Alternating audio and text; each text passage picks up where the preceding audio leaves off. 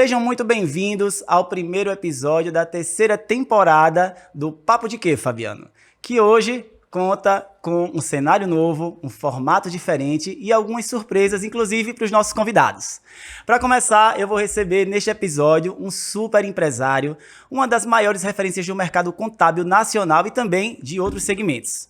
E eu vou dizer para vocês, eu sou fã dele. Eu estou falando do super Vicente Sevilha. Muito bacana, né? E aí, vamos bater aquele papo?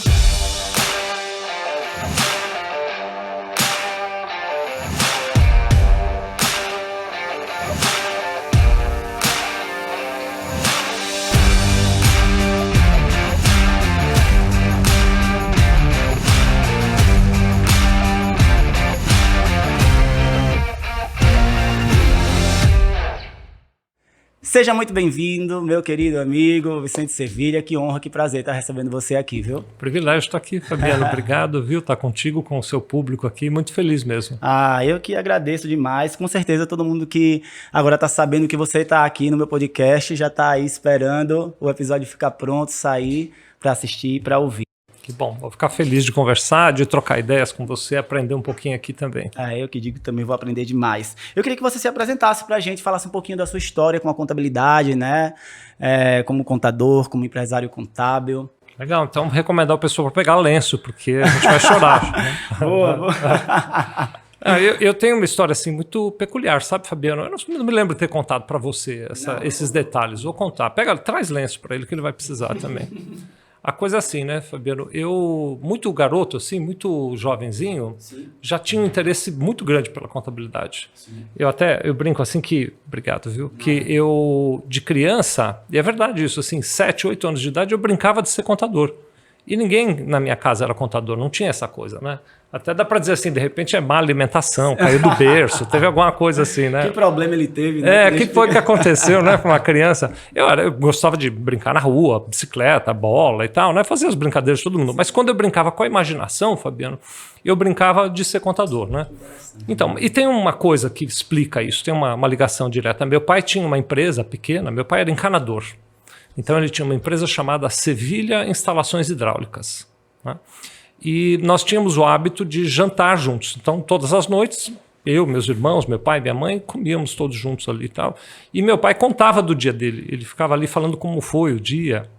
E eu me lembro de muitas vezes ver ele dizendo assim, não, e aí teve tal problema ou tal situação difícil.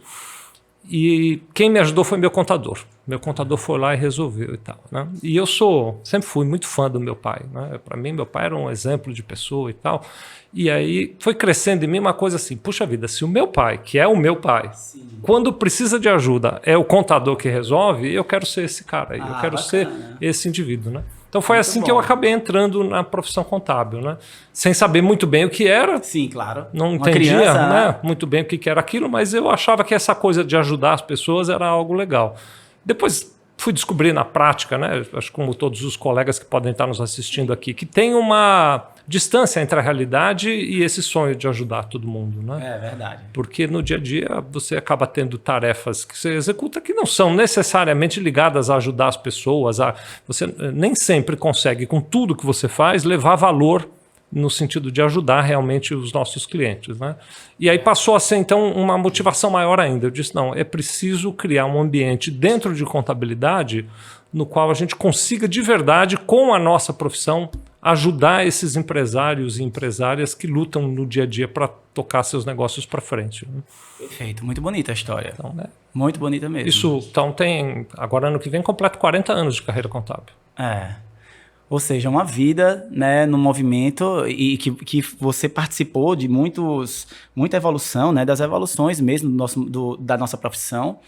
E você consegue entender o quanto hoje a gente consegue, de fato, gerar esse valor percebido, como hoje a gente tem uma visão dessa necessidade. Eu digo, você já tinha ali atrás, mas eu digo no sentido macro, né, do ambiente de negócios contábeis.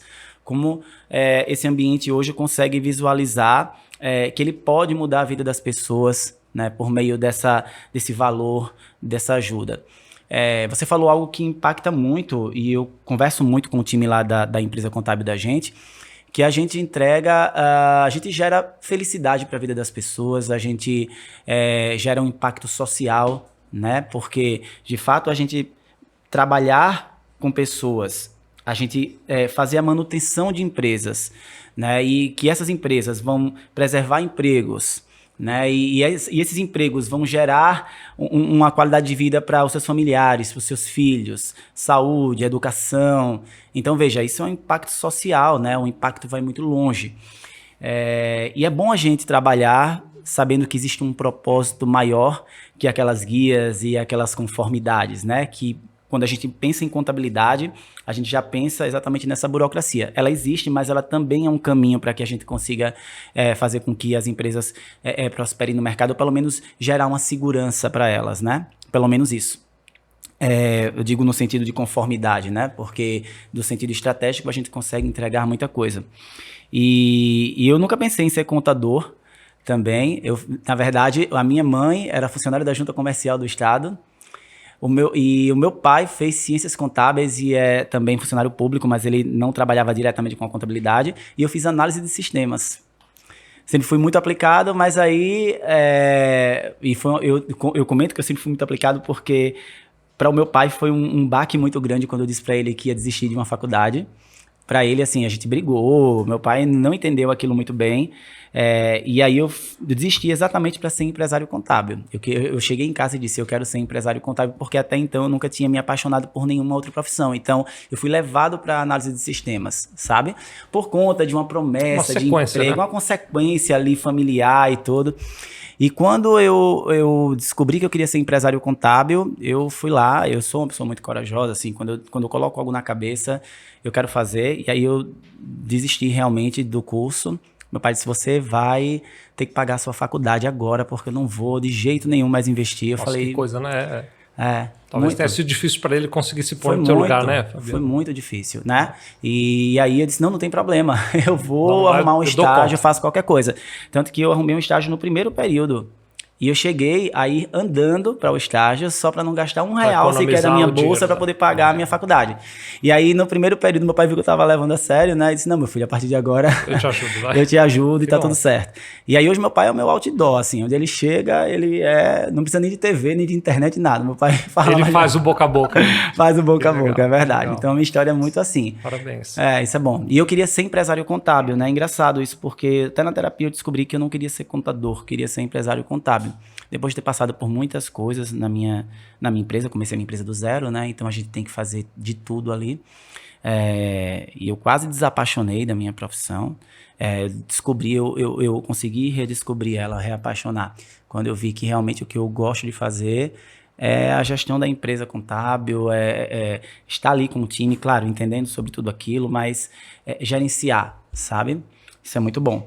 Mas é isso, eu queria saber de você, né, em relação a essa questão do valor percebido, né? Porque a gente sabe que é um grande desafio. Acho você que trouxe isso muito bem. É o maior esforço, com certeza. Na minha opinião, é o maior de todos. Você trouxe um ponto muito importante, que é algo para quem está nos assistindo refletir, né? O que eu estou buscando na profissão contábil? Para quem escolhe empreender em contabilidade, é diferente o posicionamento, a postura que você precisa ter de quem escolhe atuar como um profissional técnico no quesito contábil, né?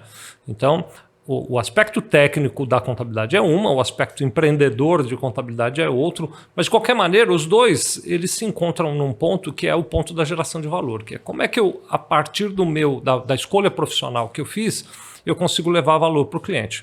Então, por exemplo, as pessoas que estão nos assistindo, elas poderiam fazer um teste. É algo razoavelmente simples de fazer, né? Algo prático que pode ser feito. Existe uma metodologia que é mapeamento da cadeia de valor.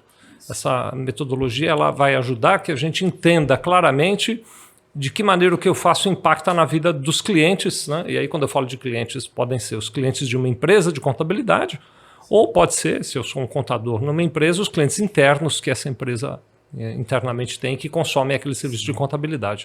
Então seria assim, a gente pode pegar, por exemplo, uma folha em branco, pode fazer numa planilha, pode fazer, tem software para isso, mas se quiser fazer numa folha, funciona também. E eu relaciono ali na folha tudo que eu faço, né, dentro ali do meu cotidiano, de recolher o lixo a preparar o balanço, as peças contábeis, tudo que eu preciso fazer no meu cotidiano. Então eu faço uma lista ali com um monte de itens que eu faço no meu dia a dia. Depois eu dou uma levantada, vou lavar o rosto e volto. E quando eu volto, aí eu tento mudar de lugar. Eu tento sentar na cadeira do cliente que consome aquele trabalho que eu faço e, de alguma maneira, eu tento classificar aquilo que eu faço. Então, eu poderia classificar em 3 itens. Cada linha que eu escrevi, eu vou classificar em 3 itens, né? E esses 3 itens eles vão dizer respeito ao quanto aquilo agrega valor ou não para o meu cliente. Só que talvez seja conveniente a gente falar um pouquinho sobre esse conceito de valor, né? Primeiro, para explicar, valor não está imediatamente ligado a preço, não é um cifrão, né?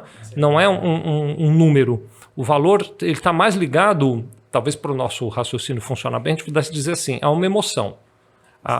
Que emoção aquilo desperta no meu cliente, né? Depois, valor é alguma coisa que o cliente atribui, não sou eu que explico para o cliente que aquilo tem valor. É algo que brota naturalmente dentro do cliente. Então, quando o meu cliente olhar, e aí o exercício seria eu olhar aquela lista com o olhar do meu cliente, né? Quando o meu cliente olhar, ou quando eu, passando pelo meu cliente, olho, eu deveria classificar cada uma das coisas que eu faço em 3 grupos. Então, eu vou ter algumas coisas que são desnecessárias, eu não preciso fazer, e não agregam valor nenhum para o cliente. Né? Então, o cliente não vê valor nenhum naquilo. Outras têm uma característica de ser necessárias, ou seja, eu preciso fazer, mas o meu cliente não percebe valor naquilo. E num terceiro grupo eu vou ter coisas nas quais o meu cliente reconhece valor e são necessários que eu faça. Então eu vou classificar o que é desnecessário sem valor, o que é necessário e o cliente não vê valor e o que é necessário e o cliente vê valor. Na maioria das vezes, quando você faz esse exercício, eu vou ser otimista. 90% da lista vão ficar no grupo que o cliente não vê valor. Né? Ou é desnecessário sem valor, ou é necessário e o cliente não vê valor. Né? E 10% da lista é onde o cliente vê valor. Então, o cliente vai ver valor naquelas coisas nas quais ele diz assim, puxa, quando o Fabiano, meu contador, faz isso, me ajuda muito. Eu adoro quando ele tem essa iniciativa. Eu adoro quando isso acontece. É muito bom quando o meu contador faz isso. Então aí estão as coisas que agregam valor. Né? A questão é que no cotidiano, a maior parte do tempo e da energia que a gente gasta não está naquilo que agrega valor. A gente gasta a maior parte do tempo no que não agrega valor. Então, quando eu faço, por exemplo, em público essa pergunta, né, eu digo, e aí, pessoal, quanto tempo vocês gastam no que não agrega valor? Tem gente até que brinca assim, eu gasto 120% do meu tempo no que não agrega valor, porque eu ainda fico fazendo hora extra nas coisas que não agregam valor. É isso mesmo. E a contabilidade está muito voltada para isso mesmo, de fato, né? É muito fácil cair nisso. É muito fácil cair nisso. Né? Muito fácil você se distrair. Muito. Na verdade, é mais, sabe, Fabiano, que tem um desafio maior ainda que eu vejo, e tenho certeza que você e o pessoal que está nos assistindo vê também. É muito fácil você entender que tem valor o que não tem valor. É muito fácil você se confundir, né? Então, eu poderia usar um exemplo. Vamos falar, por exemplo, tem uma atividade bem antiga, né, que agora já está até mudando de jeito, que é a tal da DCTF. Sim. Né? Eu sempre uso o DCTF como brincadeira aqui, né? Mas vocês que estão nos assistindo podem... vai funcionar o que eu vou dizer aqui. Você troca a DCTF por qualquer outra atividade processual. Então, eu vou falar DCTF, mas você pode pensar cálculo do Simples Nacional, ou no cálculo de uma rescisão, ou na preparação de uma folha de pagamento, ou numa conciliação contábil, ou na geração de um balanço ou balancete que seja. Né? Mas eu vou contar essa história do DCTF, para dar um exemplo. O DCTF existe há algumas décadas, mas ela foi criada, Fabiano, eu já era empresário contábil quando criaram a DCTF. Então é assim, desde a primeira DCTF, estou eu lá entregando a DCTF. Né?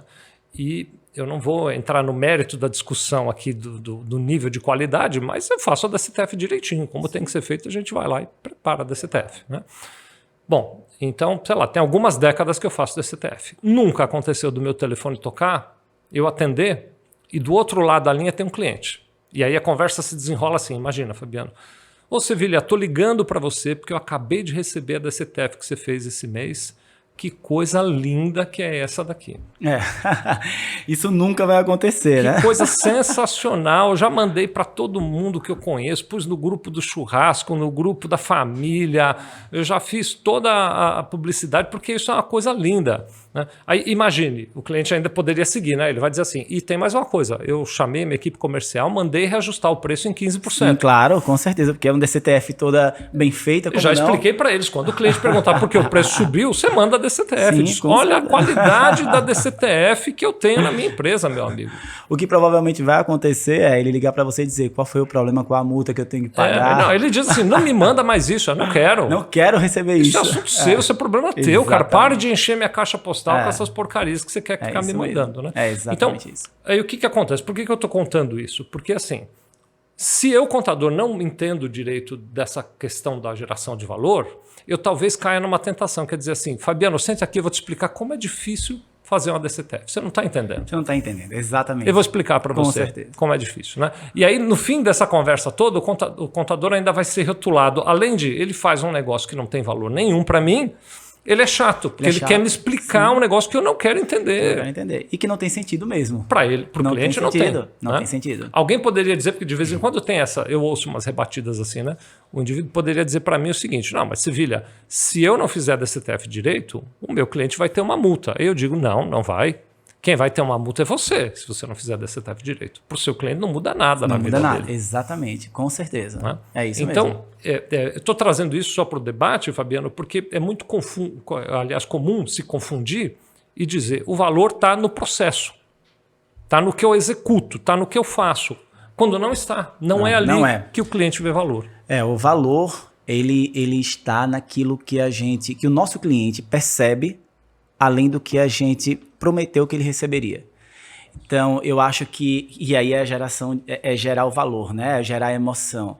Então, muitas vezes a gente promete para o cliente que vai entregar, né, cuidar da empresa dele, do ponto de vista contábil. O cliente procura a empresa de contabilidade porque ele tem que ter uma empresa de contabilidade para o negócio dele. Às vezes sem saber nem exatamente o porquê. Sem saber o porquê, mas ele sabe que tem que ter porque ele abriu uma empresa, né? E aí, quando a gente gera valor para o cliente, por meio de estratégia, entrega de solução, enfim, a gente faz com que ele sinta que aí ele começa a perceber, na verdade, né? Ele está percebendo algo além do que aquilo que ele contratou, do que ele esperava, né? Isso mexe até com a expectativa do cliente em relação ao negócio.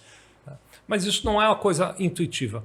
Aliás, eu vou dizer que isso é contra-intuitivo. A intuição tradicional de nós contadores, seja você que está nos assistindo, empreendedor, ou seja você um profissional de uma empresa na qual você exerce um papel de contabilidade, é reificar o processo. É fazer o processo, aquilo que eu faço, aquela técnica que eu domino é que é o importante. Sim. O resto é besteira. Exatamente. Né? Mas não é dessa maneira que a relação se dá. Não, né? não mesmo. Então a gente poderia fazer um teste de qualidade, que eu vou aqui...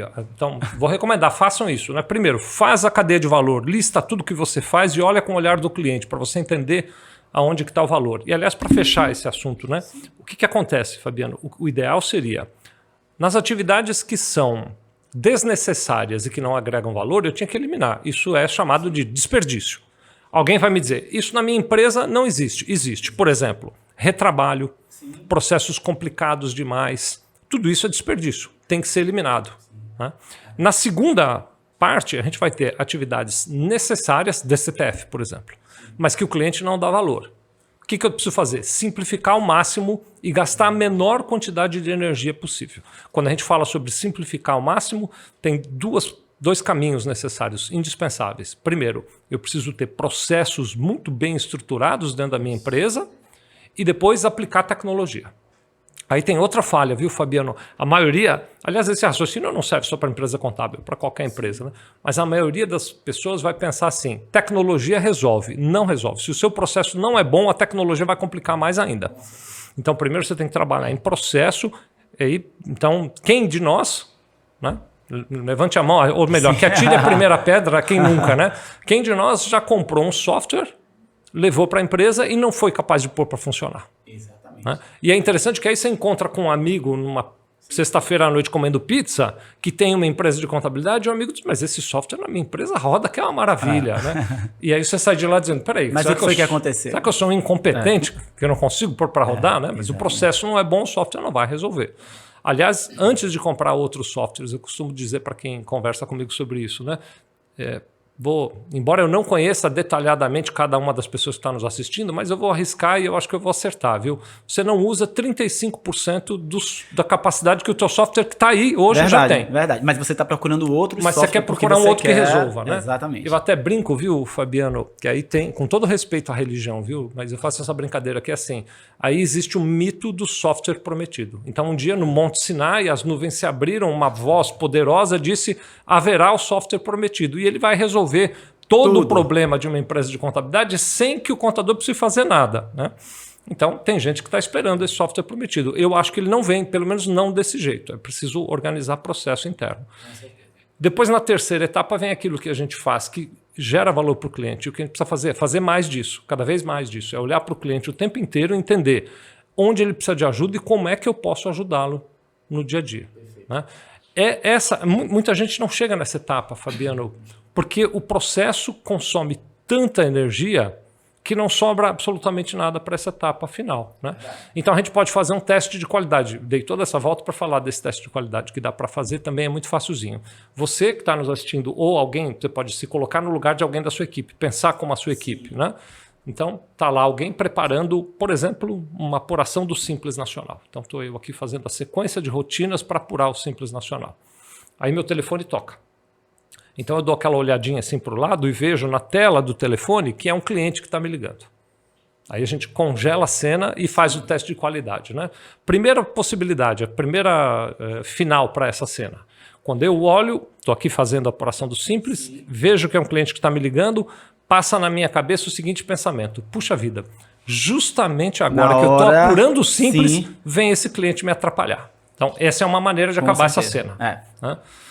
Ou outra maneira de acabar essa cena. Estou aqui preparando a apuração do Simples, o telefone toca, quando eu olho, vejo que é um cliente e aí na minha cabeça, no meu coração, a emoção, a energia que nasce é assim: puxa vida, justamente agora que tem um cliente precisando da minha ajuda, está aqui esse Simples me atrapalhando. Duas visões diferentes. Parece que a cena é igual, mas não é. Não é, né? Com certeza. Porque a energia que brota a partir da reação que eu tenho para essa cena vai direcionar o que eu vou fazer como profissional. Então, se eu entendo que o processo é mais importante do que o cliente, eu vou reificar o processo, vou dar pouca atenção para o cliente e vou causar nele mais ainda a sensação de que eu não tenho valor. Então, a gente vai poder dizer, este caminho vai me levar para um destino de irrelevância. Então, meu contador não é relevante para mim. É assim que o cliente vai pensar. Agora, se eu sou capaz de compreender que o cliente é que é o importante e que o processo é que está me atrapalhando, aí eu dedico energia para simplificar o processo. E ao longo do tempo, não é eu fecho a empresa numa sexta-feira e abro na segunda e tudo mudou. Não é. Mas ao longo do tempo eu vou construindo uma jornada tal na qual o processo vai perdendo importância e eu simplifico. E o cliente vai ganhando importância e aí eu me torno relevante. É uma escolha muito clara que eu acho que tem que ser feita. É uma escolha muito clara. Você falou, teve 2 pontos aí que você falou que eu achei, entre várias outras coisas, eu achei também muito importantes. Uma em relação à questão do processo e do sistema, né? A gente tem a mania de colocar o sistema na frente do processo. Não sei se você sabe, mas a palestra que eu mais rodei o Brasil em 2022 foi uma palestra chamada Como Acabar com o Caos, Gerando Valor para o Cliente. E eu desenvolvi um método que se chama COPSE, que fala muito, que tem algumas premissas. A primeira premissa é a cultura organizacional, a segunda, pessoas, a terceira, processos, sistemas e inovação. Por quê? Porque, primeiro, você precisa ter uma cultura organizacional muito bem definida, para que aquelas pessoas, você atraia talentos para desenvolver aquele processo que vem logo depois, que você construiu junto com elas. E aí você tem uma cultura organizacional definida, pessoas engajadas, envolvidas, um processo bem construído, e aí você tem um sistema para fazer tudo aquilo rodar. Está no fim, né? O sistema, tá no fim. Porque se você não tiver um sistema, se você tiver um sistema sem tudo isso antes, você pode até ter processos, mas você não tem pessoas envolvidas que não vão respeitar os processos. Muito né? bom raciocínio. Para você ter pessoas envolvidas, você precisa ter uma cultura organizacional bem definida. Você precisa ter um alinhamento de liderança, você precisa ser um líder inspiracional. Então, assim, eu falo sempre, inclusive, que a cultura organizacional é a premissa base para tudo, porque todo o restante vai depender dela. Né? Você gera uma cadeia, né, para que aquilo vá funcionando e você chegue lá no sistema. E eu pergunto exatamente isso na minha palestra. Eu falo, quem aqui nunca tentou colocar um sistema na sua empresa de contabilidade e ele não funcionou? Né? E aí... Veja que é tão natural, né? Que a gente natural, pensa né? igual, né? Ele vai olhar igual. De verdade, assim, no Conecta eu fiz isso em todos os Conectas desde a OMI. E aí é engraçado que às vezes tem aquele público que é um pouco mais tímido, né? Aí eu levanto a minha mão, né? Que aí um já começa a levantar a mão, o outro Quem também. Nunca, né? Quem nunca? E aí eu falo exatamente em relação à ausência de processos, mas também a falta de envolvimento do time, né? O alinhamento de liderança, como a gente constrói processos também, muitas vezes pra gente, e não processos que sejam simplificados dentro da rotina, né? E principalmente uma coisa que eu levo muito em consideração, que eu falo muito, é que a gente também tem que ter cuidado com os sabotadores na nossa empresa, né? Que é aquele time que nunca o sistema é bom, ele sempre vai ser ruim, o sistema não funciona, e isso não quer dizer que aquele time não goste de trabalhar na sua empresa, ele muitas vezes não quer sair da zona de conforto. Às vezes é uma ação inconsciente, né? E ele fica lá falando, pra que o Sevilha inventar Pode levantar a mão, quem já passou por isso? Quem já passou por isso? Eu já passei por isso, né? E claro que tem todo um trabalho de conscientização dentro da empresa, porque todo esse circuito aí é o que vai gerar valor para o cliente, na verdade vai até dar oxigênio na empresa para que a gente visualize o que de fato vai gerar valor para o cliente da gente, né? E eu falo muito para o pessoal, gente, o cliente da gente está no centro, né? A gente precisa olhar para o cliente e entender que as estratégias aqui precisam ser voltadas para ele. A gente não pode estar trabalhando para o governo, né? Isso é uma obrigação, mas a gente precisa ter o cliente ali como o centro para que a gente gere valor. E é engraçado isso, sabe? Porque, de fato, todo movimento acontece lá no nosso time. E isso tem me ajudado muito, né? Ajudado muito a minha empresa a crescer e tem ajudado muito também a autogerenciar um pouco mais a empresa. Quando eu falo autogerenciar, eu não digo totalmente, 100%, mas você consegue descentralizar um pouco as coisas porque as pessoas passam a ter a mesma percepção que você. Você começa a multiplicar essa sua visão em relação ao que entregar para o cliente. E você começa também a perceber que o cliente começa a ficar apaixonado, né, pelo seu trabalho. Tem aqueles clientes que se tornam realmente fiéis à sua empresa, porque eles conseguem embaixadores da marca, né? E aí, já continuando todo esse circuito aí que você traz, né, de percepção de valor, eu também acho muito importante a gente conhecer o nosso cliente, saber o que tem sentido para ele, né? Porque a gente às vezes quer gerar valor para o Sevilha, como geraria valor para o Fabiano, mas... tratar igual ou desigual, né? Exatamente. E não tem muito sentido, porque o que você vai oferecer para o Sevilha não tem sentido para o Fabiano. Então, você acredita que isso também é um ponto que tem que ser levado em consideração dentro de uma empresa de contabilidade? Então, eu acho que é possível, Fabiano. Você trouxe vários olhares importantes, né? Esse olhar que você está trazendo agora sobre a maneira a partir da qual eu me relaciono com o cliente, ele está muito conectado àquele conceito do COPS que você trouxe aqui, né? Porque, de fato, se eu tenho uma cultura dentro da minha empresa que pensa no cliente, eu sou capaz de entender que cada cliente tem uma aflição diferente, está diante de um momento, desafio diferente, né? Então, a gente vai, por exemplo, no ambiente de contabilidade é muito comum você ouvir coisas assim, não, mas o meu escritório de contabilidade é totalmente nichado. Então, por exemplo, nós temos uma franquia da Sevilha, uma unidade franqueada da Sevilha, que ela só atende postos de gasolina. Mais nichado do que isso, se a gente for olhar pelo olhar tradicional, claro. Não existe. Não existe, verdade. Totalmente nichado, Totalmente. Só atende um único segmento de atividade.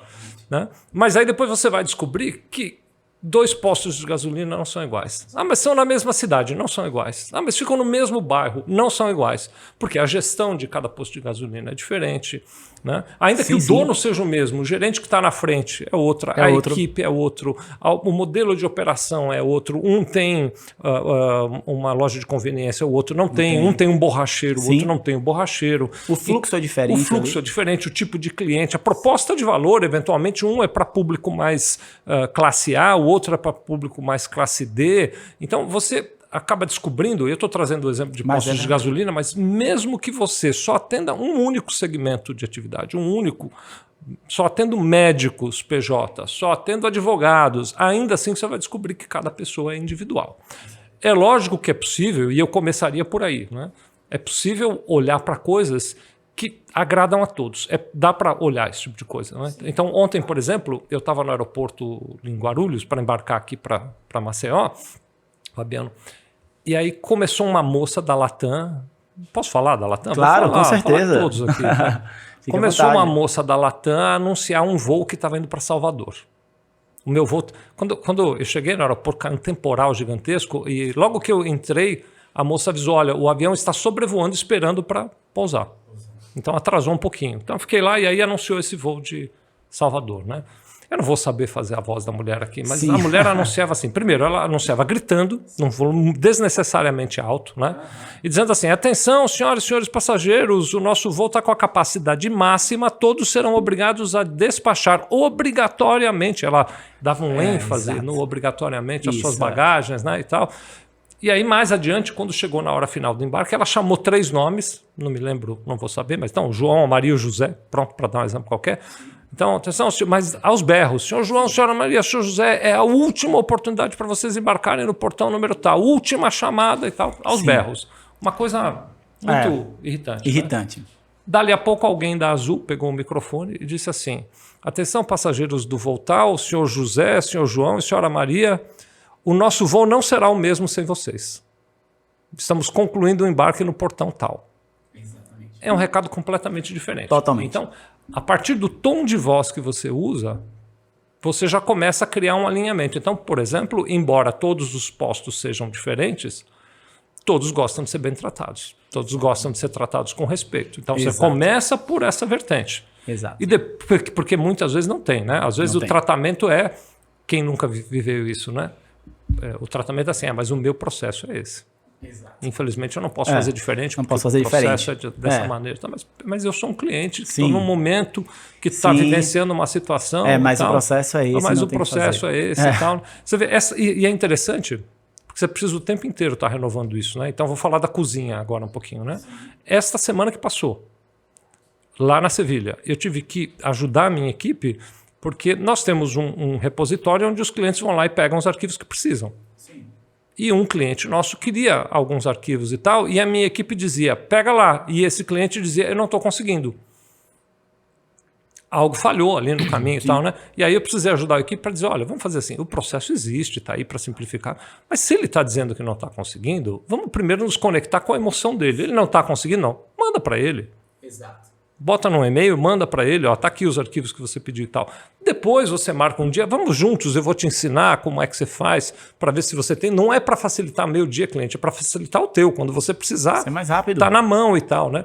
Mas então você tem constantemente que relembrar também para a equipe e se relembrar também de que o processo não é mais importante, que a atenção ao cliente é que é o mais importante. Exatamente. E é uma coisa, né, que eu falo muito em relação também a processo, né, que ele vai se tornando mais valioso à medida que ele vai avançando. Então, é muito importante a gente entender o início do processo ali para saber se existe uma complexidade logo no início que cria uma barreira para que o cliente faça aquela determinada demanda, ou se de repente ele tem um fluxo. Por exemplo, quando eu estava indo para os Estados Unidos agora, para fazer a palestra, fazer o ISEG, eu estava indo para o aeroporto e eu tinha esquecido de desbloquear um cartão de crédito meu. E aí eu liguei, era 6 horas da manhã mais ou menos, 5:30 da manhã eu liguei e comecei a ser atendido pelo robô, né, pela rotina. Digite o número do seu cartão, digite a data do seu nascimento. E aí eu fui digitando. Quando eu terminei de digitar todo, ele falou, nosso atendimento começa às 8 horas da manhã. Gente, mas por que isso não foi dito no início?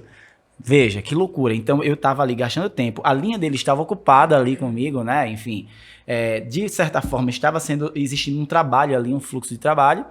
E ele podia ter dito isso logo no início. Então, veja como isso me irritou na hora. Então, a gente tem que ter cuidado com o que a gente cria para que o nosso cliente trafegue ali. É o que a gente vai chamar de relacionamento tóxico, relacionamento né? tóxico. Às vezes você cria um relacionamento tóxico com o cliente. Totalmente. Agora no aeroporto também, quando eu estava saindo de Brasília, né, do nosso encontro lá em Brasília, eu estava indo para São Paulo, todos os voos estavam atrasados por conta de um problema que houve em Congonhas. Então o meu voo já estava atrasado, só que tinha um voo antes saindo para Congonhas e eu ouvi da mesma companhia aérea. Então o que foi que eu fiz? Eu fui lá e disse, por favor, tem vaga? Eu vi que tem poucas pessoas entrando, então o avião tem vaga. E a pessoa não olhava no meu rosto. Por favor, passageiros do voo, e começava a falar do voo que estava ali, mas não me dava atenção. E parecia que eu estava pedindo algo surreal e que eu não merecia nenhum tipo de consideração. E eu, por favor, moço, veja só, eu tentei ver o que tinha no crachá dele, o nome dele, e ele muito angustiado, não conseguia nem ver. Disse, olha, tem vaga no voo, o meu voo é daqui a 2 horas, mas ele já está atrasado, eu posso entrar no avião, você tem como liberar, antecipar o meu voo, trocar. E aí, depois de muito maltrato, e aí a gente tá lá precisando, né? Aí ele disse, deixa eu ver, me dê a sua passagem. Aí mandou para alguém por WhatsApp, a pessoa liberou e eu entrei no avião. Veja, e esse voo já estava em atraso, já tinha muita gente Mas ele angustiada. estava preocupado com o processo, né? Ele estava preocupado com o processo de embarque, não ele com o cliente. Não estava preocupado com o cliente. Ele não viu a pessoa, ele viu o processo. Exatamente. Então, tipo, eu saí dali traumatizado até pela forma com que ele me tratou. Porque não tem sentido eu passar por aquele tipo de coisa. Ele podia dizer um não de uma outra forma. Dizer, olha, infelizmente eu tenho que ter... Aguarde, agora eu não posso nem conversar contigo. Exatamente. Volto a falar com você daqui exatamente. a pouco. Não, mas ele começava a gritar, fazendo de conta que eu não estava na frente dele. Né? E eu estava lá super angustiado com a hora. Inclusive eu tinha compromisso em São Paulo também. Mas é isso, tem muito disso. A questão do cliente contábil também. Às vezes você tem lá uma carteira de pejotizações médicas, né? E esses médicos, eles não têm tempo para nada, entendeu? O que eles querem, de fato, é que você faça de forma legal. Ele quer só compliance. Ele quer só o compliance mesmo, entendeu? E aí, o que acontece? Você tá lá ligando para ele todos os dias para saber como é que ele tá, o que é que ele comeu de manhã. Pois é, aí né? fica até chato, fica chato, né? Fica uma coisa desnecessária. Desnecessária então, demais. Essa capacidade de se conectar com o cliente é um desafio muito grande, para qual eu vou arriscar dizer que muitas pessoas, então aí eu generalizo, né? Não muitos contadores, mas muitas pessoas não estão preparados. Você acabou de trazer um exemplo de um indivíduo que é de uma companhia aérea e ele não estava preparado para se conectar com a necessidade humana, porque está focando especificamente no processo. Então a gente vai ter uma falha, né? Não sei se a palavra é boa, mas eu vou ficar com ela. Vai? Depois o pessoal me ajuda, o pessoal que está nos assistindo, de se a palavra falha cai bem para esse exemplo que eu vou dar. Né? Então a gente vai ter uma falha no nosso planejamento enquanto empresa de contabilidade, ou mesmo enquanto profissional que quer construir uma carreira de contabilidade, que é a falha de pensar que se eu dedicar energia para melhorar, e aí energia pode ser estudo, pode ser tecnologia, pode ser mais pessoas, pode ser mais dinheiro, enfim. Se eu dedicar energia para melhorar a qualidade do processo, eu vou aumentar o nível de satisfação do cliente. E não vou. Certeza. Com certeza, você é porque o que é que acontece? Você colocou o processo novamente no centro. Então eu preciso dedicar energia para melhorar a qualidade de relacionamento com o cliente e garantir, é claro, a qualidade do processo. Ninguém aqui está dizendo... Então, é até bom explicar, né? Ninguém está dizendo que o processo não é importante. Sim, claro, com certeza. Mas não é o processo que gera valor. O que gera valor é o relacionamento que você é capaz de construir com o teu cliente e com a tua equipe, porque tem esse desafio também, né? E a gente poderia ir para esse estágio, né? Com certeza. Se eu não construo um relacionamento, uma conexão, um elo sólido com a minha equipe também não vai saber tratar dessa maneira. Ele também não vai saber se posicionar. E é por isso que a liderança é tão importante, né? O tom de voz da liderança. Né? A liderança, eu digo, no sentido da coerência com a cultura, com o que você quer pregar, porque se você também chega no escritório de contabilidade como líder, como gestor, falando mal do cliente, achando o cliente insuportável porque ele está ligando, a sua equipe também vai fazer isso. Ela vai ouvir e vai reproduzir. É esse valor que ela vai enxergar. Né? Se você é uma liderança que quer que o cliente esteja ali, como eu falei, no centro da atenção e a estratégia é essa, você precisa valorizar o contato do cliente com a sua empresa. Né? Isso é importante. Mas você acha que, por exemplo, o CS, você ter um departamento de CS na sua empresa de contabilidade, é uma estratégia para que você consiga gerar esse valor para o cliente, conhecer o cliente, o ciclo de vida do cliente na empresa, né? Porque a gente sabe que, por mais que a gente estruture os processos, claro que existe um tempo ali de dedicação para que eles sejam cumpridos, para que a conformidade seja cumprida. Ele consome energia, né? Ele consome energia, né? E aí, claro que você vai ter um atendimento diferenciado com o seu cliente, mas você também precisa conhecer o cliente, né? E às vezes você tem uma carteira grande, então como é que a gente administra isso dentro de uma empresa de contabilidade? O CS seria uma estratégia para isso? Então eu vou responder assim. Na Sevilha Contabilidade, nós temos uma área de sucesso do cliente, que eu, inclusive, tenho a aspiração de rebatizar. Eu quero que ela passe a chamar experiência do cliente, mas ela chama sucesso do cliente. Ela está lá dessa maneira. Então, respondo dizendo, a área na Sevilha Contabilidade existe, o que indica que foi preciso, foi necessário. Não íamos criar a área se não fosse necessário. Então, existe essa área de CS dentro da Sevilha Contabilidade. Mas eu entendo que a área de CS é uma anomalia. Então, ao dizer isso, eu já admito, eu tenho uma anomalia na minha empresa que eu não fui capaz de dar conta e precisei criar uma área para cuidar dessa anomalia. Porque, em última análise, isso aí talvez já beire o campo da filosofia. Então, vou sair... Mas, em última análise, o que eu entendo é o seguinte, é que cada pessoa de um time, de qualquer empresa, da companhia aérea que você citou, por exemplo, ele é responsável pelo sucesso do cliente. E quando você cria uma área específica para o sucesso do cliente dentro de uma organização, você inevitavelmente passa a seguinte mensagem: olha, o responsável pelo sucesso do cliente é aquele time que está ali. Você faz o seu processo e ele cuida do sucesso do cliente. Você separa essas obrigações. Por isso é que eu digo que é uma anomalia, porque de alguma maneira você perdoa o funcionário ou o profissional que não se compromete com o sucesso do cliente, que se compromete com o sucesso do processo. Porque tem essa área do sucesso do processo. O sucesso do processo. Né? Então, a maioria das nossas equipes vai estar envolvida a maior parte do tempo no sucesso do processo. E aí ela diz, eu não preciso me preocupar com o cliente, porque tem a área de sucesso do cliente. Então, é aí que eu vejo essa anomalia, compreende? Mas eu não consegui evitar. Eu precisei criar uma área de sucesso do cliente de pessoas que, afastadas do processo, tenham muito mais claramente a noção de que o cliente é que é o mais importante. Aí eu movimentei o problema de lugar. Né? Então, eu afastei o cliente do problema um tanto, né? Mas eu tenho uma área de atrito interno. A minha área de sucesso do cliente com a minha área operacional tem atritos para os quais permanentemente eu tenho que interferir. Sim, e é até natural pela estruturação de você ter um operacional que tem que dar satisfação ou que está sendo fiscalizado por uma outra área. Veja, e é uma outra área, se você for olhar a pessoa operacional, né? É uma outra área para a qual alguém que está no sucesso do processo poderia dizer assim, para quem não faz nada, é muito fácil dar atenção para o cliente. Vem aqui fazer DCTF no meu lugar. Né? Então é aí que está a anomalia da qual, eu confesso aqui, não fui capaz de resolver. Precisei criar a área de sucesso do cliente.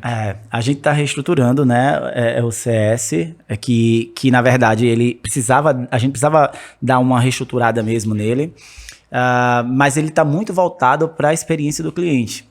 Sabe, é até engraçado, eu sou muito visual, então eu gosto de fazer alguns mind maps, eu gosto de montar, fazer...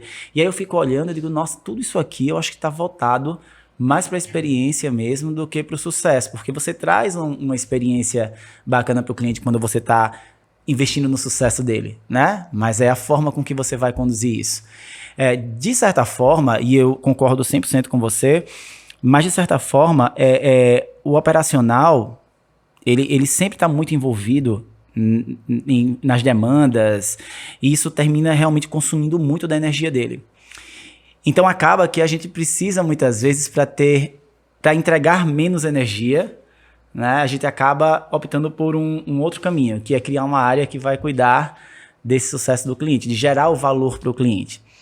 E aí isso, inclusive eu vou até conversar com o Gilberto e com o Bruno sobre isso, mas essa área também traz muitas possibilidades de você gerar valor por meio de vendas, de cross-sell, né? Enfim, diversas situações. Mas você trouxe uma visão realmente muito curiosa em relação a essa questão do CS. De fato, a gente descentraliza mesmo. A gente tira ali a responsabilidade de quem cuida da carteira, né? É algo que precisa ser pensado estrategicamente do ponto de vista de clima organizacional também, porque isso mexe com o clima, né? Afeta muito, né, o clima interno e, de fato, em alguma medida também, eu me preocupo com outro olhar, talvez romântico, que é a evolução daquele indivíduo que está comprometido com o sucesso do processo.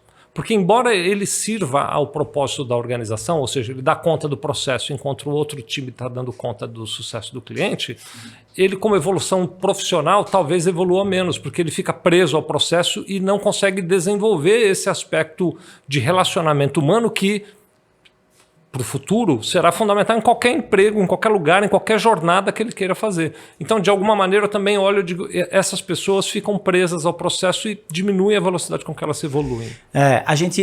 Engraçado você falar sobre isso, na verdade é bem curioso, porque assim, o que é que acontece? O que é que a gente fez lá para essa estruturação, né? A gente criou um sucesso do cliente, né? Que, como eu falei, ele está mais voltado para a experiência. E aí, ele vai servir para as demandas mais simples, menos densas, né? Na verdade, dentro do processo, ele faz um filtro para que o nosso operacional não pare para atender algumas demandas que sejam muito simples e triviais, muito básicas, que tomam realmente o tempo. E até para que a gente tenha um controle, porque o que é que acontece também dentro do processo? Veja que loucura, né? A gente está lá e fala assim para o time, olha, tudo que o Servilha solicitar a vocês, o recálculo de uma guia, que esteja no sistema, na visão do cliente, ou que ele ligue, ou passe um e-mail, a gente precisa colocar no nosso gerenciador. Por quê? Porque eu preciso mensurar né? O quanto esse cliente está demandando de tarefas aqui para a gente. Aí o que acontece? O nosso time, muitas vezes ali operacional na correria, ou porque quer atender logo o cliente, ele faz, por exemplo, o recálculo de um FGTS, envia para o cliente e não passou ali pelo gerenciador. A ponto de um colaborador nosso não fazer realmente de fato isso, ele é excelente, mas ele não conseguia enxergar valor em colocar no gerenciador de tarefas essas demandas mais eventuais. E aí, para mim, no caso, para quem está gerenciando ali, vendo as métricas, analisando, para mim ele estava com a carteira ok, mas eu sabia que não estava.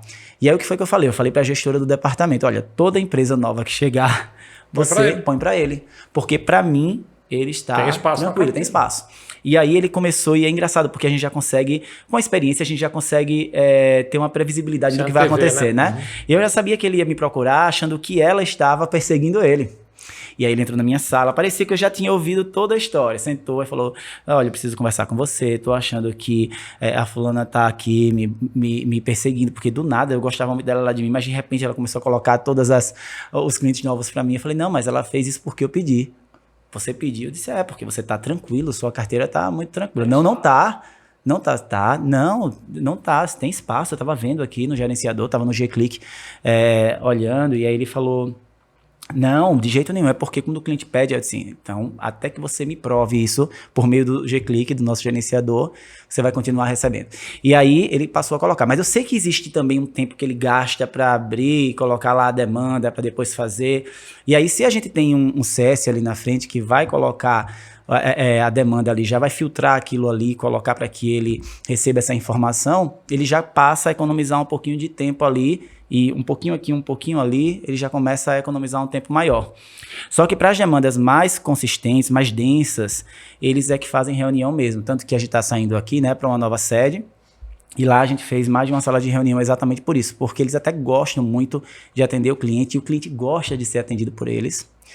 E enquanto gestor, para mim é uma estratégia muito boa, porque eu não consigo também escalar com consultabilidade. Então, ou eu tenho outros braços para atender essas demandas, e claro, eu estou falando de demandas que não são, que são resolvíveis por eles, porque tem aquelas que são mais densas e a gente vai precisar tomar um pouco à frente, né, interferir. Mas foi uma estratégia que eu consegui, e eu realmente não quero que eles parem de atender, porque eu vejo até que eles gostam disso e que existe realmente uma evolução de relacionamento humano, né? E isso também impacta no atendimento. Então é toda uma cadeia, né? É toda uma cadeia. Eu acho que essa conversa toda aqui a gente está tendo aqui do ponto de vista de como ajudar o time a estar mais uniformemente engajado no propósito, ele também passa por uma questão, Fabiano, que para mim, pessoalmente, na minha jornada foi difícil, né? Que é a capacidade de delegar. Que é algo difícil, viu, Fabiano? Muito. Muito, muito difícil, né? Talvez quem está nos assistindo também concorde que é muito difícil delegar. Porque você está colocando posições de que você está entregando para a tua equipe missões e tarefas, né? Que muita gente não concorda em entregar, não aceita entregar. Tá? Então ele diz, não, mas se a minha equipe fizer, não fica tão bom como quando eu faço, né? Talvez até seja verdade a partir de um certo ponto, a partir de um certo momento ali dentro, né? Mas essa questão, então, ela vai exigir uma maturidade do próprio líder, dele poder entender que a equipe, em alguma maneira, vai gerenciar-se, vai ser autogerenciável. É claro, você vai controlando, você tem lá o G-Click, você tem instrumentos para controlar o que a equipe está fazendo, mas você vai atuando como mais um direcionador, né? Então, já se fala, por exemplo, nos Estados Unidos, de um processo que eles chamam de Unboss Company, que são empresas das quais você tira o chefe.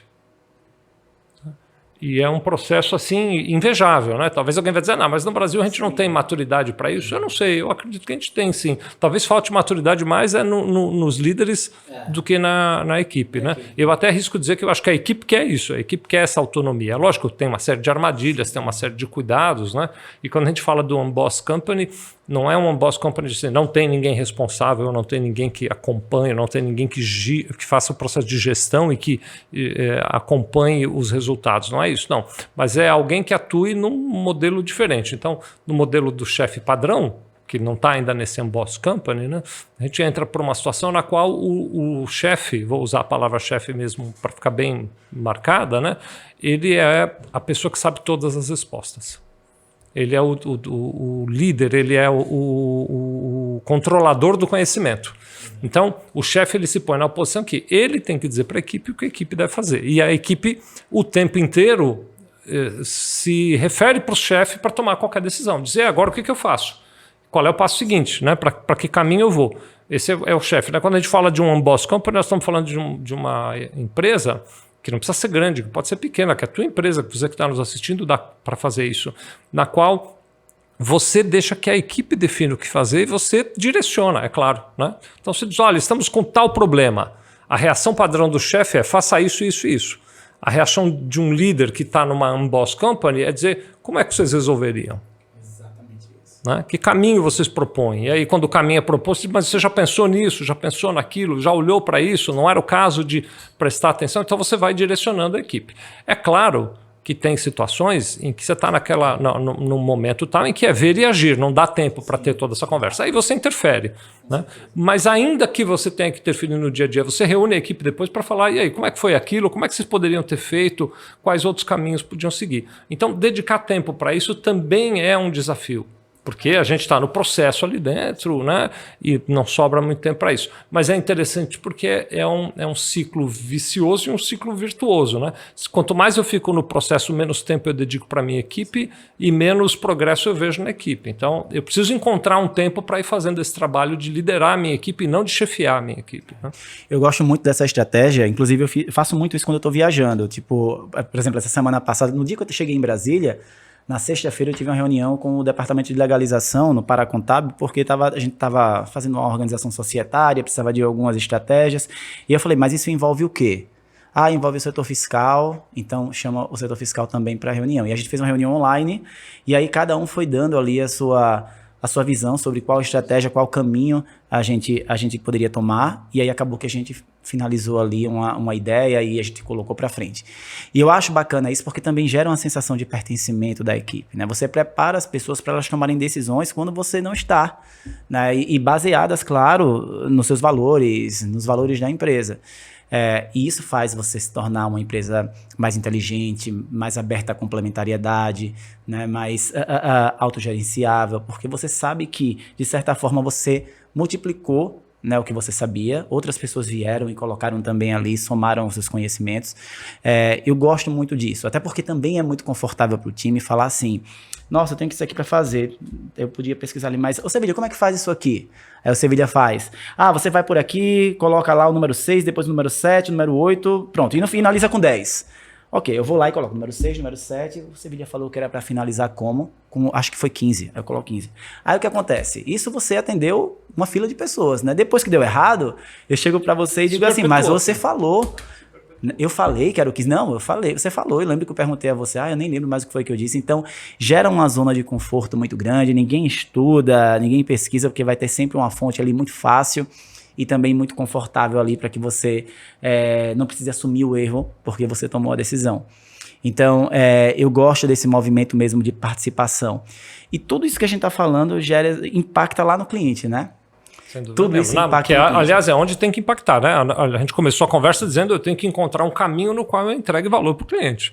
Isso faz parte desse caminho, né? Mas essa sua fala, deixa eu pegar um desses aqui, parece para mim, que eu quero usar aqui para fazer. Então, imagina, aqui, se a gente tem um gráfico, imagina que isso aqui é um gráfico, né? Sim. Então, aqui tem um eixo, aqui tem outro eixo aqui, né? A gente poderia dizer, esse eixo aqui é o eixo do alinhamento à cultura. Sim. Ou, podemos inverter, mas vou fazer, o alinhamento à cultura. E esse eixo é o eixo da autonomia, né?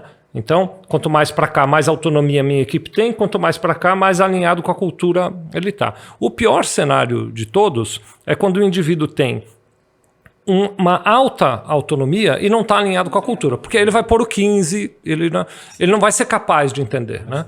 Quando eu tenho um ambiente no qual ele está altamente alinhado à cultura e ele tem uma grande autonomia, independente dele lembrar ou não do que você disse, ele vai dizer, mas espera aí, o Fabiano não diria 15, porque a cultura da empresa aponta para o 10. Eu estou vendo todos os sintomas mostrando que é o 10. Né? O Fabiano não teria dito 15. Não teria. Exatamente. Porque ele está alinhado com a cultura. Aí veja que a gente volta para a cultura, né? O que a gente vê é isso, é que tem empresas que, na hora de delegar, primeiro não dão autonomia nenhuma, o que é terrível. né? Que é muito ruim, porque não estão alinhadas à cultura, então não se sentem seguros para permitir que a pessoa tenha autonomia. E o que é pior ainda, eu acho que esse outro cenário é ainda pior, é quando você dá autonomia, mas não está com a equipe alinhada à cultura, porque aí vai sair bobagem. Com toda certeza, né? Você tem essa dificuldade de fazer essa coisa funcionar. Então, de novo, trabalhar no que diz respeito ao esclarecimento da cultura da empresa é o caminho para você começar a construir uma estrada que vai levar valor para o cliente, independente das diferenças que você muito bem trouxe, que cada cliente terá na hora de olhar para o valor. Cada um vai olhar de uma maneira diferente. Perfeito, perfeito. Engraçado, você trouxe essa matriz, né, esses quadrantes aí, e é muito interessante. Tem um quadrante que eu levo muito na palestra, inclusive levava muito para o Connector, que era um de Jack Welch, que ele coloca o resultado do colaborador que ele entrega, a alavancagem dele, e também coloca a identificação com os valores, com a cultura da empresa, né? E tem um nível lá, um perfil, na verdade, que é aquele perfil que não se identifica com a cultura da empresa, mas ele entrega muito. Esse é o colaborador mais difícil que a gente tem na empresa, né? Porque ele acha que você nunca vai. O nosso problema está aí. O problema está nele. O nosso problema está aí, na maioria das vezes. Exatamente. Né? E ele tá lá querendo mesmo, ele não tá preocupado se foi o 15, se foi o 10 que o Fabiano falou. E aí, se errar. Ele enxerga que assim, eu tenho que pôr um número. Então, botei um número, ele põe logo 13. Nem o 15, nem o 10. Ele vai lá, bota logo 13. E ele contamina a empresa, ele sai. Então, é bem interessante isso. E você vê, a gente sempre volta até para a cultura como estratégia, tanto para engajar o time, quanto também para gerar esse valor para o cliente. Mas eu gosto muito. Aliás, vou pedir outra água de verdade. Ó, água mesmo. Viu? Água de verdade, por favor, pessoal. Água de verdade. Deixa eu pegar aqui. Eu vou fazer aqui um comentário em relação a isso que você está trazendo, que acho que é muito importante. Dá para fazer esse teste, né? Quem está nos assistindo, ele pode pensar da seguinte maneira. Existe uma pessoa na sua equipe que, se você pensar nessa pessoa se desligar, você já perde o sono? Se a resposta for sim, essa pessoa muito provavelmente se encaixa nesse perfil que o Fabiano acabou de descrever, né? Que é uma pessoa que é altamente executora, sim, mas que muitas vezes não está alinhado com o propósito da empresa, não está alinhado com a equipe, não sabe trabalhar em equipe, não sabe se relacionar com o cliente, e é impressionante como a gente se sente, eu vou usar a palavra refém, é forte, mas eu acho que é adequado. Mas é isso mesmo. Refém desse indivíduo, né? Até que um dia você vai descobrir, né? Até que um dia, por um acaso, esse indivíduo vai embora e você descobre, puxa, existe vida além dele né? Ou dela, né? Eu já tive alguns assim, então, viu? Acontece. Eu já tive alguns assim. Aliás, você descobre que a vida é melhor. É melhor, dele. Totalmente. Não, o ambiente, o clima, tudo fica muito melhor. Você consegue visualizar um futuro melhor sem ele, né?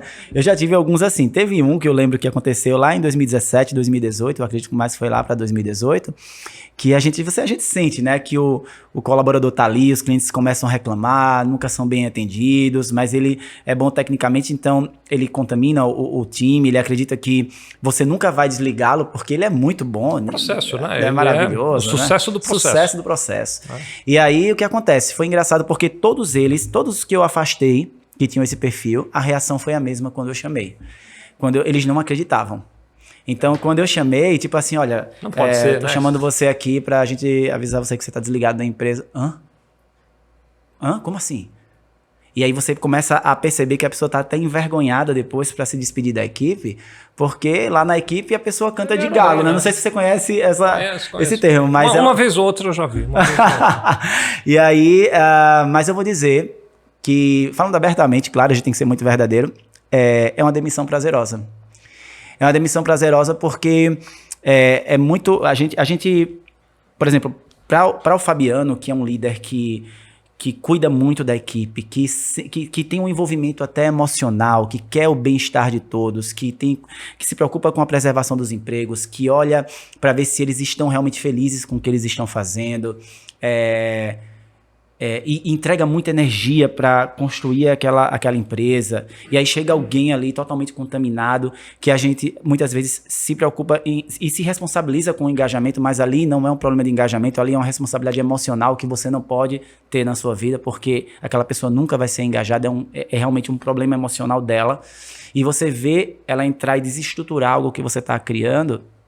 Quando você vai demitir, traz uma sensação de liberdade, assim, sabe, de dizer, poxa, que decisão assertiva. E vou dizer para você, todos eles que eu demiti, não tinha ninguém para ficar no lugar. A gente vai dar um jeito, Vamos mas a gente cuidar. precisa tirar, não dá Você para sabe o que eu esperar. costumo dizer? É lógico, é um exagero, tudo isso que a gente está falando é no campo hipotético e cada pessoa que está nos assistindo no seu dia a dia vai sentir e identificar claro. Os padrões, né? Mas eu costumo dizer assim que hoje lá na Sevilha Contabilidade, claro, eu tenho líderes que cuidam das equipes e tal, né? E eu aconselho esses líderes, eu estou aqui pensando para não falar bobagem, eu não interfiro na operação. Eu também, né? Também não interfiro, não. Eu dou conselhos, eu sugiro e tal, né? Então, às vezes eu digo, olha, essa pessoa, da maneira que você está me trazendo, da forma, ele não está alinhado com os nossos propósitos, a gente deveria desligá-lo, né?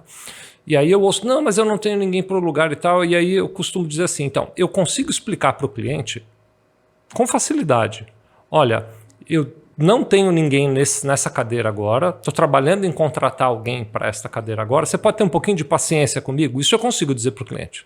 O que eu não consigo dizer para o cliente é, eu tenho alguém nesta cadeira que não faz o que deveria fazer. Aí não tem como explicar isso para o cliente. Como é que eu vou justificar isso para o meu cliente? É verdade. Né? Com certeza. Então, quando a gente ajusta esse olhar, fica mais transparente. É verdade, não tem problema nenhum eu explicar para o meu cliente, olha, eu vou precisar de um pouco mais de tempo, é lógico que eu tenho os prazos legais, a gente dá conta, mas vou precisar de um pouco mais de tempo para atender aquela sua demanda, porque eu estou sem ninguém nessa equipe, está difícil de contratar. Aliás, quando eu digo isso para o cliente geralmente diz, aqui também, está terrível, está muito difícil para conseguir preencher vagas e tal. Né? Então, num relacionamento transparente, pronto, está dado um tratamento. Né?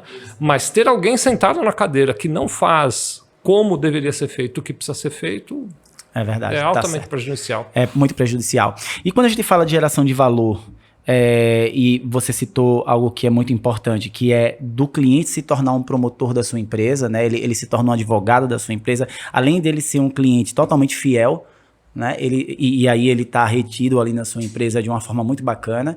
Ele também propaga a sua empresa, ele é um promotor da sua empresa. Isso, todo esse investimento de energia para gerar esse valor também traz uma percepção sobre a importância dele para diminuir a necessidade de de tanto investimento no CAC, né? Tipo no custo de aquisição do cliente, porque acaba que é muito caro você trazer um cliente novo para a sua empresa, e é muito mais fácil você ter aquele cliente na sua carteira e transformar ele num cliente fiel. A geração de valor é uma estratégia para isso, né? Acho que talvez seja uma estratégia importantíssima, né? As pessoas em geral, e nos últimos tempos eu diria que mais ainda, sabe, Fabiano, têm buscado muito atalho. Então tem uma jornada que você precisa fazer, uma caminhada de um ponto até o outro, que o primeiro olhar de todo mundo é, será que tem um atalho que eu poderia tomar e então eu chego lá mais rápido, né? Aqui eu vou fazer um comentário que não é uma área que eu domine, mas sobre a qual eu gosto de falar, né? Os profissionais de contabilidade em particular têm olhado muito para o marketing digital. Dizem, marketing digital vai me trazer clientes, né? Eu olho o marketing digital como um atalho. Eu acho que ele é olhado e visto como um atalho. Então é uma coisa assim que, primeiro, ele tem muitas chances, e quem aqui está assistindo depois me escreve e me conta se é ou não é, de você perder dinheiro. É muito fácil você gastar dinheiro com marketing digital e não trazer clientes, ou não trazer clientes adequados. Muito fácil você fazer isso. É caro o marketing digital, é demorado para você acertar o ICP, para você fazer a coisa funcionar, demanda um bocado de tempo, né? E, em geral, o perfil de cliente que vem no marketing digital, ele não é tão alinhado quando você tem um cliente que traz um outro por indicação. Verdade. Né? Então, estou fazendo essa comparação porque, assim, se o marketing digital é o atalho para novos clientes, o caminho mais adequado, na minha opinião, é agrada a sua atual carteira de clientes, faz com que eles sejam tão reconhecedores do teu valor que eles olhem para você como alguém indispensável. Eu não vivo sem meu contador. Quando o teu cliente fizer uma afirmação como essa, ele vai te trazer tantos clientes bons. Eu não estou dizendo não invista em marketing digital, não. Mas não é só marketing digital que vai trazer clientes. Não use só essa estratégia. Não, né? É uma estratégia perigosa para ser a única estratégia de crescimento. Maravilha. Meu amigo, deixa eu te falar uma coisa. A gente tem aqui essa tela bacana e nessa tela... Aliás, lindo logo, gostei muito. O ambiente aqui sensacional, adorei, viu? Muito bom aquele lugar, parabéns. Feliz, né? Muito bom ouvir isso de você, viu? E aqui já passaram algumas marcas, né, que eu trabalho, que são parceiras eu não nossas. prestei atenção. Passou a Omier, passou a Fortes Tecnologia, estivemos juntos lá na Fortes também, né, a Klaus, enfim, a Faz, a Tática. E a gente também tem uns quadros diferentes aqui no podcast, né? De vez em quando parece uma surpresinha aí.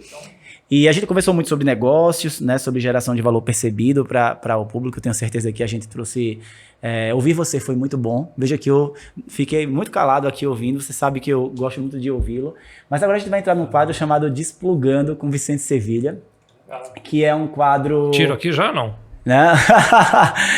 Não precisa tirar aí não. Agora que tem que ficar plugado mesmo aí.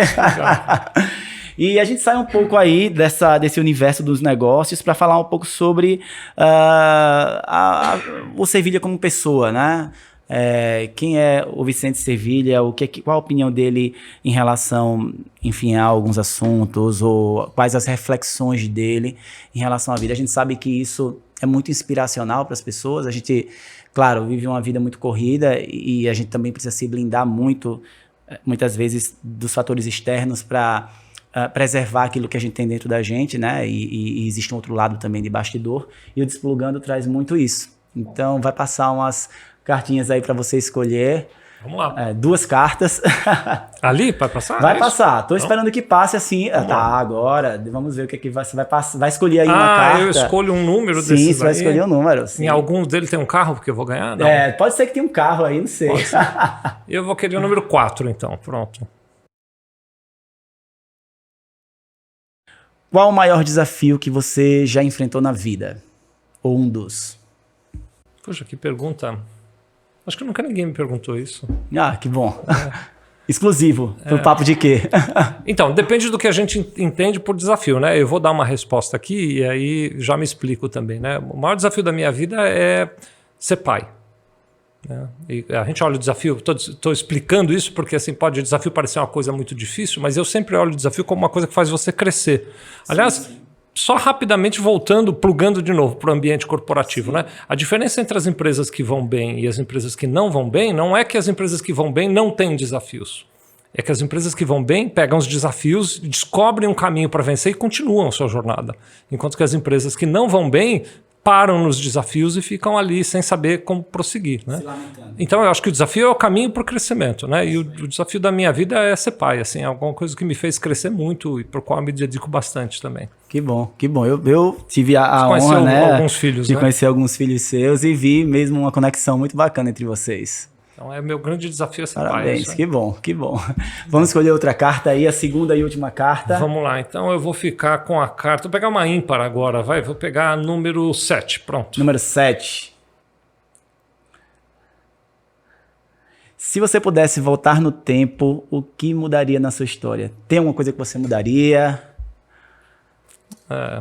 Tem toda essa discussão, né? Se a gente está no determinismo ou se a gente tem essa liberdade de mudar as coisas, né? Então é um papo mais de física e tal, né? Os físicos dizem que não dá para mudar de jeito nenhum, né? Que não adianta mudar nem nada disso. Mas talvez se eu tivesse a oportunidade de voltar lá atrás, né? Depende do momento, mas se eu pudesse voltar lá no começo da carreira, por exemplo, eu teria dedicado mais tempo para esse quesito de geração de valor para o cliente logo de início, porque nos meus primeiros anos eu foquei muito em processo. E foi uma perda de tempo ali. Eu demorei uns 5 anos de quando eu comecei a empresa para entender que o processo não era do caminho. Perfeito, perfeito. Eu também. Eu acho que eu dediquei muito. O cliente sempre esteve lá no centro, mas era muito arrastado, né? Era muito intuitivo, sabe? Muito solto. A gente via apagando o incêndio porque estava tentando criar um processo, mas não dava certo, e o cliente já estava pedindo, a gente não tinha tempo, era uma loucura. Eu acho que a gente acredita que se eu melhorar, lá atrás pelo menos eu tinha isso, né? Se eu melhorar o processo, esses problemas desaparecem, mas não é no processo que está o problema, não é. É no relacionamento, né? Aí que eu entendi, tem que melhorar o relacionamento. Muito bom ouvir você aí no Desplugando. Eu acho que agora a gente tem um outro quadro aí, que é que esse é novo, tá? Eu também quero saber. Que aí, não sei se o pessoal passou para você, mas é onde o convidado me traz uma pergunta. Me falaram, e aí eu fiquei agora ansioso. Eu devia ter trazido umas cartas com várias perguntas, e aí você escolhia O que será que o Sevilha vai me perguntar, minha gente? Acostumado a estar do lado de cá, ó, só vocês escolhendo as cartas aí agora... Então vamos lá. Então eu fico imaginando aqui, Fabiano, e tem essa curiosidade, né? Como é que você faz para recarregar as baterias, assim? Porque o dia a dia é cheio de compromissos, eu vejo seu dia a dia a cada hora num lugar e tal, né? Da onde é que você tira energia quando precisa? Então, eu tiro na família. Na família. Tanto que ontem eu estava voltando aqui para Maceió, né? Foi a última viagem do ano. Voltando aqui para Maceió e vou fincar mesmo aqui os pés nos próximos meses. Para dar uma reenergizada. E a minha família, ela é a base. Quando eu falo família ali de sangue e também os amigos que são muito próximos, que eu tenho poucos amigos mesmo assim, mas eles de intimidade, mas eles são família para mim. E eu acho que é nesse momento que eu consigo reenergizar, assim, sabe? É como se fosse um movimento que me traz energia de forma muito natural. Não é fácil, né? Esse ano eu trabalhei muito assim, trabalhei muito mais do que o que eu pensava que ia trabalhar, do que estava ali no meu projeto. Eu sou um pouco metódico, então eu costumo projetar algumas coisas, ter uma previsibilidade das coisas. E esse ano eu trabalhei bem mais do que o que eu pensava, mas assim, foi muito bom ter vivido tudo que eu vivi. Eu acho que eu amadureci muito também como profissional e até como pessoa, principalmente porque eu comecei a lidar com uma distância que eu não estava tão acostumado. Então, eu sou muito ligado aos meus pais, né, ao meu marido, aos meus amigos. Então, para mim foi um desafio, né, mas eu consegui de alguma forma organizar isso. Então, quando eu estava em Maceió, eu ia na casa da minha mãe. Quando tinha uma viagem mais longa, eu pedia para o Alan ir também me encontrar lá, né, e sempre tentando de alguma forma estar junto das pessoas que me trazem essa energia. E Deus, né? Eu acredito muito em Deus. Então, eu sempre converso muito com ele. Não sou uma pessoa religiosa, assim, no sentido de ter uns rituais religiosos, mas eu acredito muito em Deus, em energia, e eu acho que isso é o que me movimenta, o que me dá força, o que me dá ânimo para seguir, para inovar e acreditar que a gente tem um propósito na vida, além, claro, da nossa realização interior, mas um propósito também com as pessoas, assim, sabe? Eu passei por muitas coisas no começo da minha vida profissional, cheguei a adoecer, inclusive, por conta de toda a energia que eu entreguei para fazer a minha empresa de contabilidade dar certo. E hoje um dos meus propósitos é compartilhar o meu conhecimento, tudo o que eu vivi, para que as pessoas não passem por isso também. Então, quando eu estou nas palestras, quando eu estou compartilhando aqui no podcast, em muitos lugares, o meu propósito é fazer com que as pessoas não passem pelo que eu passei, porque foi muito ruim passar. E se alguém ali naquele momento, se eu tivesse ouvido alguém que passou por essa experiência compartilhar comigo, talvez eu não tivesse passado por isso. Faria muita diferença. Então é isso, é na família. Está funcionando, porque esse seu método de recarregar as baterias está funcionando, porque você tem muita energia, então está dando certo. Que bom. Chega assim. Que bom, olha, foi um prazer receber você. Chegamos ao final já do nosso podcast. Rápido, né? Rapidinho, nossa. Passa muito rápido, já deu uma hora já de conversa? Já deu 1h e 15 minutos quase. Puxa vida, mas você quer deixar algum recado aqui? Tem alguma coisa mais, tanto de conteúdo, como um recado para quem está nos ouvindo, nos assistindo? Não, só quero agradecer demais você, sua equipe, fui muito bem recebido, um prazer estar aqui com vocês todos, viu? Deixar um beijo no coração das pessoas que vão nos assistir e tomara que você continue assim, inspirando as pessoas, dando dicas para as pessoas. Siga assim, Fabiano, parabéns pelo trabalho. Muito obrigado, para mim é uma honra estar recebendo você aqui, de verdade, eu sempre fui muito admirador. Lembro que quando a gente estava ali no comitê do sucesso do contador Naomi, eu falava para os meninos, eu dizia, gente, um dia eu vou ter coragem de convidar o Sevilha para vir aqui para o podcast. Não precisava de coragem nenhuma, demorou. Aí depois a gente se tornou amigo e as coisas foram acontecendo naturalmente e é muito bom quando acontece assim também, né? Sempre, prazer. E aí, antes de finalizar o episódio aqui, eu tenho uma surpresa para você. Deve ser aquele carro que eu ganhei. Deve ser aquele carro, né? Que é uma lembrança, na verdade, para você levar para casa. Eu vou abrir. Você pode abrir, que aí eu não vai pular uma cobra daquelas. Será? Vamos ver o que vai sair daí, né? Não sei. Foi a Carol que preparou isso aqui. Então tem uma cobra. A hora que eu abrir, vai ser. Vamos ver o que pode abrir assim? Pode, por favor. Aqui é um totem Eu participei do Papo de Quê, Fabiano? Olha que legal, muito bacana. E é um abajurzinho, né? É isso? Deixa eu ligar aqui para você ver como fica, para o pessoal ver também. Liga aí. Ele vem com... Peraí, eu acho que uma das pontas vai aqui desse lado, assim. Exatamente. E a outra vai aí. Vai aqui, e aí tem um botãozinho aqui. Não precisa apertar. Olha que bonito. Ficou lindo, né? Você pode ele tem umas cores. Tem umas cores, Você sabe que eu sou fã de verde, né? Então eu vou deixar ele aqui. Peraí, deixa eu chegar no verde de novo. Não sabia que você gostava tanto de verde. Adoro verde. Sim, também sua marca é verde. Adoro verde. Tudo que eu consigo escolher a cor, eu escolho verde, né? Legal. Muito bonito. Espero que você tenha gostado. Sensacional. Obrigado. É bem a cara do nosso programa aqui, né? Um microfone que tem na nossa Tô aqui na dúvida se eu levo isso para casa ou se eu deixo lá na minha mesa na empresa. Pronto, que bom. Eu tô perguntando nessa dúvida porque eu tenho um prazer muito grande estar com você, então é uma coisa mais pessoal. Acho que eu vou levar para minha casa. Vou deixar na minha casa. Bacana demais. Olha só, eu que ganho o presente. Muito bom, bacana. É isso. Obrigado mesmo, viu? Adorei. Vou levar com carinho. Obrigado, pessoal. Que bom, que bom. Pessoal, muito feliz, né, com o primeiro episódio da terceira temporada do Papo de Quê. De verdade, uma realização pessoal e profissional muito grande estar aqui com Sevilha. Tenho certeza que quem está nos ouvindo, nos assistindo, vai sair transformado aqui desse movimento. E eu espero vocês em um próximo episódio. E conto com vocês para a gente divulgar bastante aqui esse episódio que ficou muito rico, tá? Fiquem todos com Deus.